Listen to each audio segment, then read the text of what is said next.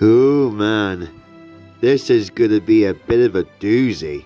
What is it with two orange characters being controversial? And not to mention that both of these characters are female and are related to Orange. However, unlike Maggie, where it was just nothing but a fest on how she was portrayed from 2022 to 2024, I actually think that Nia was handled rather decently. Not fantastically or anything, but still rather decent. It's better than how she was handled in All Engines Go, that's for sure. This is going to be our penultimate Thomas character that we will be covering in the second iteration. So, buckle up as we dive into the first of, rather two, controversial characters.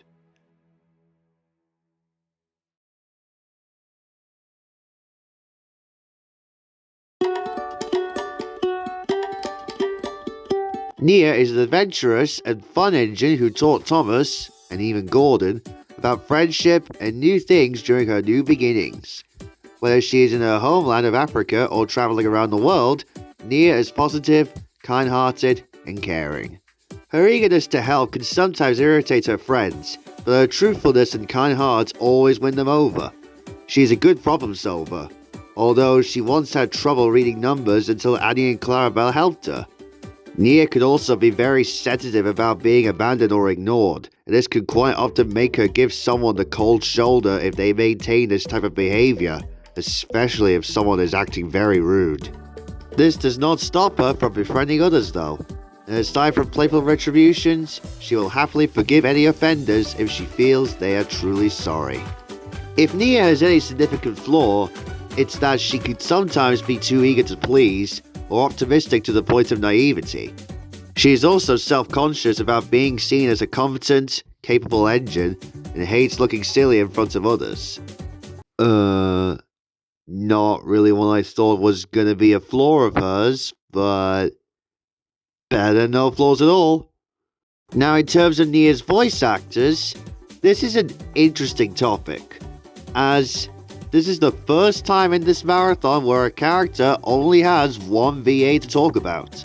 Speaking-wise, that is. That being Yvonne Grundy. Like with several other characters in the Big World era, Yvonne does a fantastic job of bringing the character to life, similar to the likes of Tina Desai as Ashima and Anna Francolini as Gina. Now the reason why I said speaking-wise is because in the Blubber film, Nia actually has a different voice actress when singing, and that's Patricia Cahoro. I apologize if I just butchered that. And I gotta say, the transitions between the speaking and the singing is pretty seamless. Patricia does a really great job when it comes to Nia's singing. So much so that I honestly thought she returned in CT to the rescue to sing in the Don't Stop musical number when I first watched it back in 2020. But nope, she didn't. Which is unfortunate, because she did a fantastic job at Nia's singing in the film. And I wish she came back to do Nia's singing for season 24's Nia and the Unfriendly Elephant. But that's just one of the few examples of Mattel logic for ya.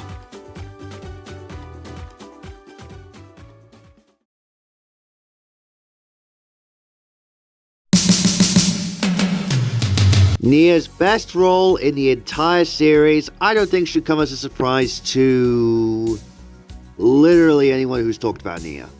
And that's in the Big World Big Adventures movie.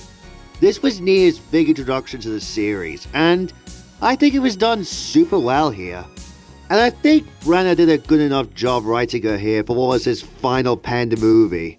Everything that wasn't carried on over into the show is on full display here. Her sassiness, to her being the voice of reason, to her coming up with an idea on the spot, to her being cross over being neglected, everything that was shown with Nia was handled really well in this film. And that's part of the reason why, as I said in my re-review of Blubber, it's a shame that almost everything that was shown for Nia wasn't anywhere present in the 3 seasons that followed this movie. Now, while Nia doesn't have any weak moments in the series, I do want to talk about an episode that could have been great, but was poorly thought out on Mattel's part. And that's Season 22's Counting on Nia. Look, this episode isn't entirely on Lee Pressman. I'm sure this wasn't his fault that it ended up like this. It's Mattel's decision taking what could have been an interesting premise turned into literal baby mesh. In this episode, Annie and Clarabelle try and teach Nia how to read English numbers. I will say, I think that the idea of this episode is cool. Nia struggling how to read English numbers is a cool idea, since she's from another country and all. You know, culture shock.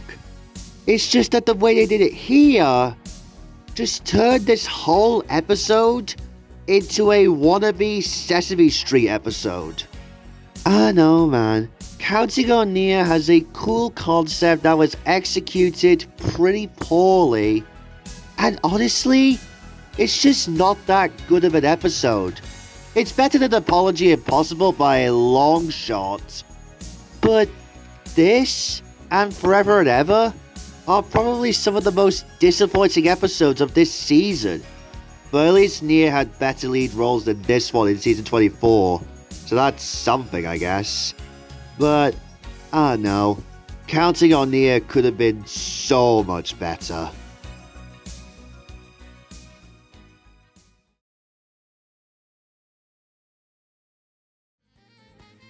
Nia is what I could describe as a bittersweet character.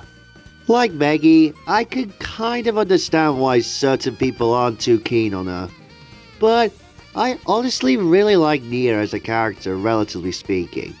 And at least she isn't the worst character in the show's history, let alone the CGI series. And at the very least, Mattel, and particularly Brenner, who had his hands on the character for his final penned movie, did all they could with Nia in the final era of this show.